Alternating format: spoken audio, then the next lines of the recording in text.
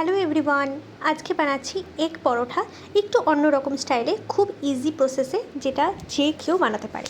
প্রথমে ময়দা নিয়ে নিচ্ছি। আমি এখানে 2 কাপ ময়দা নিয়েছি, অল্প স্বাদ অনুসারে লবণ নিয়েছি। এবার দিচ্ছি আমি 1 টেবিল চামচ করে ভরে সয়াবিন তেল। ভালো করে ময়ম দিয়ে এটাকে মাখতে হবে, যেরকম নর্মাল আমরা লুচি পরোটার ডো যেরকম মাখি সেইভাবেই। শুধু এখানে দিচ্ছি আমি তার সাথে একটু পেঁয়াজ কুচি, হ্যাঁ একটু পেঁয়াজ কুচি, একটু ধনেপাতা কুচি আর একটু লঙ্কা কুচি। যদি আপনারা বাচ্চাদের জন্য বানাতে চান তাহলে লঙ্কা কুচিটা দেবেন না, তাছাড়া সবই ইউজ হবে। আর চাইলে আপনারা কিন্তু আদা গ্রেট করেও দিতে পারেন। এবার সব কিছু হাতের সাহায্যে আস্তে আস্তে করে আমি মেখে নিচ্ছি। মেখে নিয়ে তারপরে জল দিয়ে একটা সফট ডো বানিয়ে নেব। দেখুন দেখুন এই যে এরকম একটা সফট ডো বানিয়ে নিচ্ছি। এই ডোটাকে কিন্তু আমরা রেখে দেব না, কেন যেহেতু লবণ আছে আর পেঁয়াজ আছে, রেখে দিলে কিন্তু এটা জল রিলিজ করবে আর ডোটা একদমই নরম হয়ে যাবে, জলজলা হয়ে যাবে। তাই এটা সাথে সাথেই বানিয়ে নিতে হবে। তাই টাইমটাও অনেক কম লাগবে, এমন না যে বানিয়ে রেখে দিতে হবে অনেকক্ষণের জন্য সেট হওয়ার জন্য, সেটার কোনো প্রয়োজন নেই। এবার আমি লেচি নিয়ে নিচ্ছি। আমি 2 কাপ ময়দা নিয়েছিলাম, তার জন্য 4টা লেচি হয়েছে, মানে 4টা পরোটা হবে। এবার আমি যেরকম নর্মাল পরোটা করে সেরকম গোল গোল করে ময়দার সাহায্যে এটা আমি বেলে নেব। আপনারা চাইলে তেলের সাহায্যেও বেলতে পারেন, কিন্তু তেলের সাহায্যে কি এটা অতটা বড় হবে না, ছোট হয়ে যাবে লুচির আকারে। তাই ময়দা বা আটার সাথে বেললে এটা অনেকটা বড় হয়ে যাবে। তাই আস্তে আস্তে প্রেস করে এটা বেলছি, কারণ যেহেতু পেঁয়াজ আছে, লঙ্কা আছে, বেশি জোরে করলে কিন্তু সেটা ফেটে যাওয়ার সম্ভাবনা থাকে বা ফুটো হওয়ার সম্ভাবনা থাকে।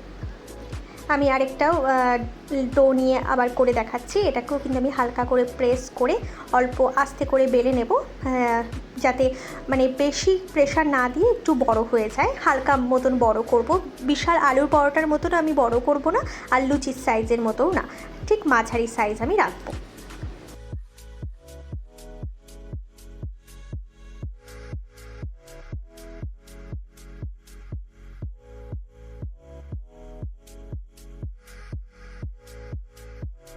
দেখো কি সুন্দর গোল হয়ে গেছে। আমি এই সাইজটাই কিন্তু রাখবো, এর চেয়ে বড়ও হবে না, ছোটও হবে না।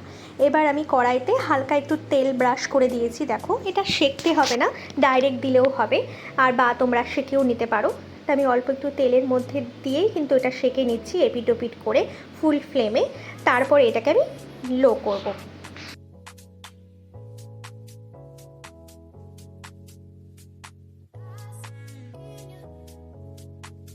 নিচটা যখন হালকা মানে পাকতে শুরু করছে, তখন আমি এখানে 1 টেবিল চামচের মতন রিফাইন্ড অয়েল দেব, দিয়ে এটাকে ভাজবো। আর আমি কিন্তু এখন স্টিমটাকে একদম লো করে দিয়েছি, পুরোটাই কিন্তু লোতেই হবে, কারণ লোতে যদি হয় তাহলেই কিন্তু এই পরোটাটা সফট হবে। যদি বাড়িয়ে দাও তাহলে কিন্তু সেটা ওপর থেকে ক্রিস্পি হয়ে যাবে, খেতে কড়কড়া লাগবে, ভালো লাগবে না। এবার আমি একটা ডিমকে অল্প গোলমরিচ আর লবণ দিয়ে ফেটিয়ে নিয়েছিলাম। তোমরা ডিমের কোয়ান্টিটি কিন্তু বাড়াতে পারো। আমি এখানে একটা ডিম দিয়ে করছি, তোমরা চাইলে 3-4টে ডিমও ইউজ করতে পারো, যত ডিম দেবে তত ভালো লাগবে। তা আমি এখানে একটা ডিম দিয়ে 2টো পরোটা করব, মানে আমি 4টা পরোটার জন্য 2টো ডিম ইউজ করছি। এবার 1 থেকে 2 টেবিল চামচ আমি ডিম নিয়ে ওপরে দিয়ে দিচ্ছি, আর নিচটা ততক্ষণে কিন্তু ফ্রাই হচ্ছে। এবার ওপর দিয়ে আমি একটু তেল দিয়ে দিচ্ছি, আবার দিয়ে আমি এটাকে কিন্তু ঘুরিয়ে নেব। ঘুরিয়ে নিলে তাহলে ওই তেলের সাথে কিন্তু এই ডিমটা পরোটার মধ্যে ভালো করে মিলিয়ে গিয়ে ফ্রাই হতে থাকবে।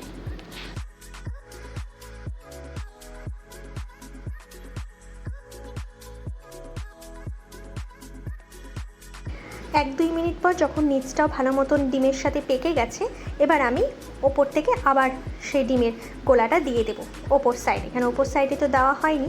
তোমরা চাইলে কিন্তু ডিমের মধ্যে পেঁয়াজও ইউজ করতে পারো, কিন্তু পেঁয়াজ দিলে সেটা ভালো লাগবে না, যেহেতু অলরেডি পেঁয়াজটা আছে। আমি জাস্ট গোলমরিচ আর লবণই কিন্তু দিয়েছি। ভালো করে স্প্রেড করে নিয়ে এটাকে আবার পাল্টে দেবো, পাল্টে দিয়ে আবার এটাকে ভেজে নেব।